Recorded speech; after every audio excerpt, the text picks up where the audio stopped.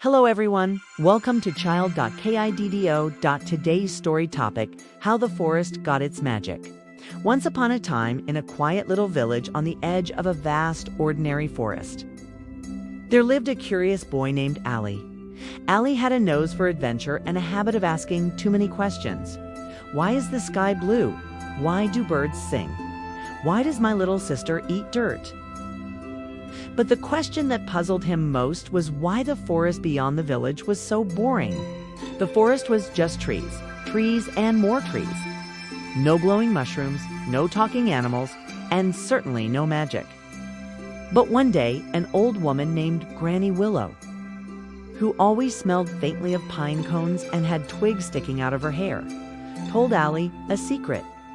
Long ago, this forest was full of magic, she said, sipping her tea made from something suspiciously leafy. But someone stole it all. Ali's eyes widened. Stole it? Who would do such a thing? Granny Willow leaned in close and whispered, the Grumbletoes. The Grumbletoes, mischievous little creatures with feet too big for their own good.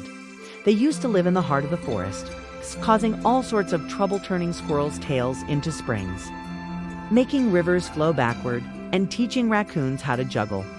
But one day they got greedy and bottled up all the magic for themselves. Without magic, the forest became just trees, trees and more trees. Ali grinned. Then we just have to get it back. And just like that, he grabbed his backpack, filled it with snacks, a flashlight, and a wooden spoon, and set off into the forest. The deeper he went, the stranger things became. He found a tree that sighed every time the wind blew, a grumpy-looking frog that refused to hop, and a very confused owl that kept asking him for directions. I'm supposed to be wise, but everything is so unmagical. My wisdom flew away, the owl complained. Finally, after much wandering, Ali reached the heart of the forest, a place where the trees stood in a perfect circle, like they were whispering secrets to each other. In the middle stood a gigantic, wobbly tower made of teapots, spoons, and random socks. This must be the Grumbletoes' hideout, Ali whispered, with the grace of a slightly clumsy cat. He climbed through a window and landed inside a cozy, cluttered room filled with glass jars. Inside each jar swirled a tiny wisp of magic colors that shifted and sparkled like fireflies. And there, snoring on a hammock made of spaghetti noodles, were the Grumbletoes. They were small, with enormous feet and even bigger noses. They snored like a chorus of trombones. Ali tiptoed past them and reached for a jar labeled Extra Fuzzy Bunny Ears. When who goes there, Ali froze. One of the Grumbletoes had woken up, blinking its enormous eyes at him. Are you here to steal our magic? Technically, it was the forest's magic first, Ali pointed out. The Grumbletoes muttered among themselves. We were going to return it. Eventually, maybe in 100 years.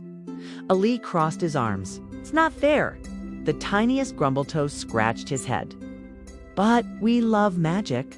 We use it for very important things like making our spaghetti dance and turning our pillows into marshmallows. Ali thought for a moment, then had an idea. What if you share the magic? The forest gets its magic back, and you still get to have fun with it. The Grumbletoes huddled together, whispered loudly, and finally nodded. Deal. But only if you teach us how to juggle. We forgot how. And so Ali spent the afternoon teaching the Grumbletoes how to juggle with enchanted apples, while they opened the jars and released the magic back into the forest. Instantly, the trees began to glow, the rivers giggled, and the grumpy frog turned into a slightly less grumpy prince. The confused owl suddenly remembered all the wisdom he had lost and immediately began giving unsolicited advice. Ali returned to the village a hero, and the forest became the most magical place in the world once again, where mushrooms told jokes, the wind sang lullabies, and if you were very lucky, you might spot a Grumbletoe riding a squirrel like a noble steed. And from that day on, Ali never called the forest boring again. The story is end. Thanks for watching my video. Don't forget to subscribe, my channel. Thank you.